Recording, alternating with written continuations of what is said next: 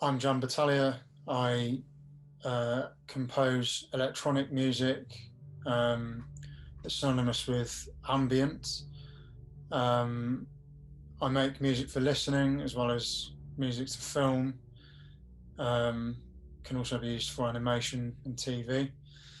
And in this video, I'm going to provide a brief outline into how I approached my latest project, which is a short film. This video should be of particular interest to any of those looking to gain an insight into how to approach um, a sound score for picture.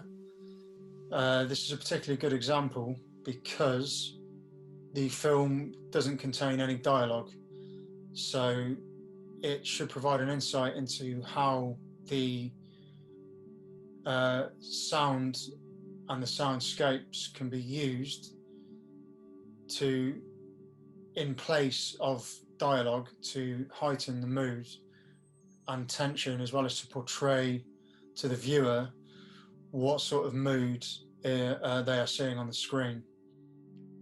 Um, so yeah, I'm now going to flip over to the session view of the score.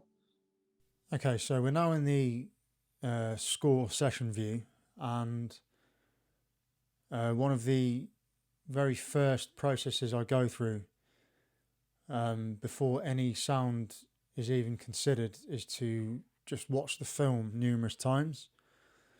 Um, and upon watching the films, I keep adding, like I map out with the use of markers, as you can see across the top here, um, the whole film. So obviously this can be quite a laborious, lengthy process if it's a very long film or a very long scene that you're scoring. However, it certainly pays dividends because you kind of you know straight away at what times of the film you can use your sound and audio as a signpost to the viewer. In this case, we've got the start, which I've written drone canvas. I'll touch upon this later in the video. I've then written that the crosses appear. So as you can see there, that's when I first introduce elements of the score. This is just a stem mix. So everything in the center, I've got left, center, right, which is I've labeled effects, but it's actually that's the whole score just brought under one stem, and anything in the center is left on its own stem. So going back to this, I then watch the film. Here I've written faces, and the mood of the faces at this part of the film are content. Once the faces are faded out, the crosses return, and it goes into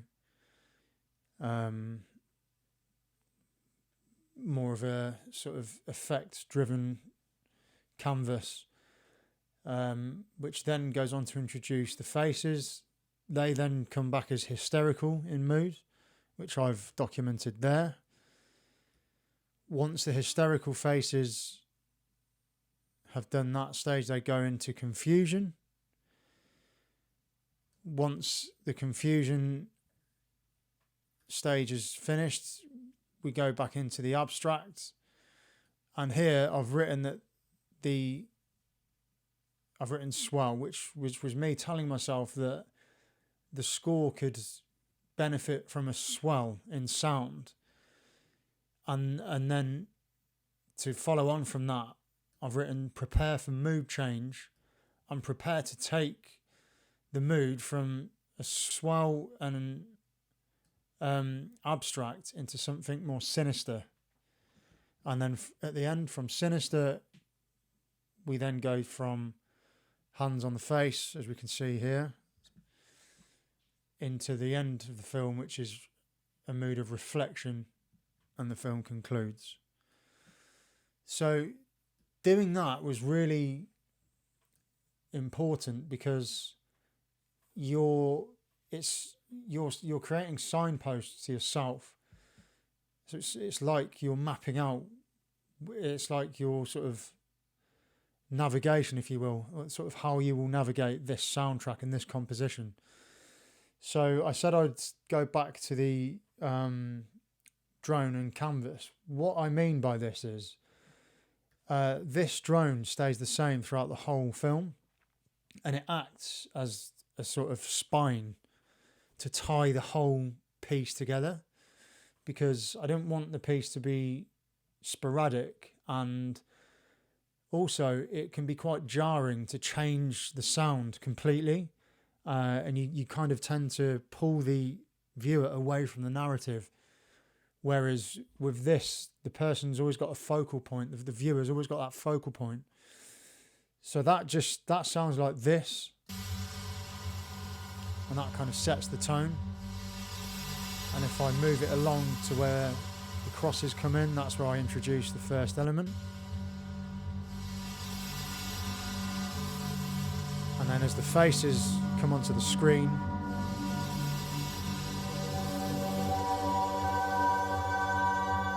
I then play chords on the synthesizer along with where the faces come in. Now, without the markers, I wouldn't know when to play the chords. I wouldn't know when to add modulation. And all of a sudden you get quite... you tend to get quite a disjointed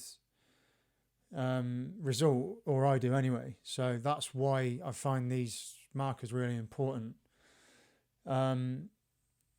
So yeah, they're just sort of signposts to guide you as to where to play. That it's almost like a score in itself, although there's no time signatures or key signatures. There are things that are telling you what's coming next.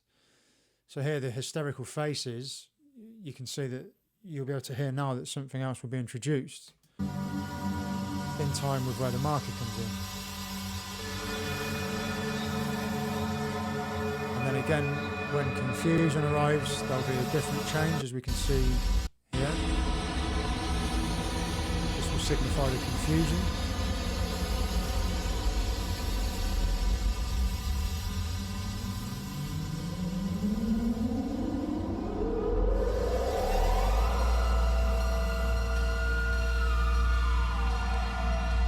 Which I think really helps reinforce and bolster these looks of confusion.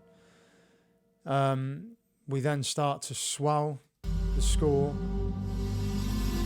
in order to prepare for a sinister change, which if I move along, we can hear here.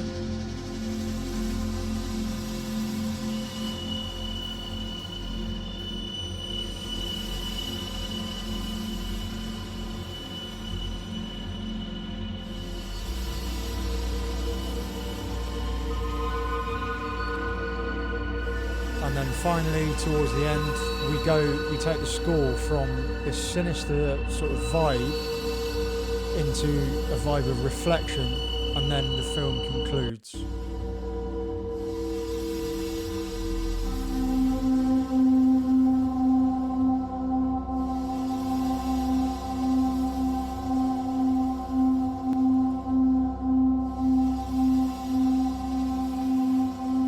So yeah, just to reiterate, like having these, taken the time to go along and prepare the timeline before any sound has been created, really helps you make this kind of like super interactive score, because you've got these signposts, you've got these signals to sort of tell you while you could be creating something live on a synthesizer or live on a sampler, and you'll know to add modulation here. You can add a different set of chords here.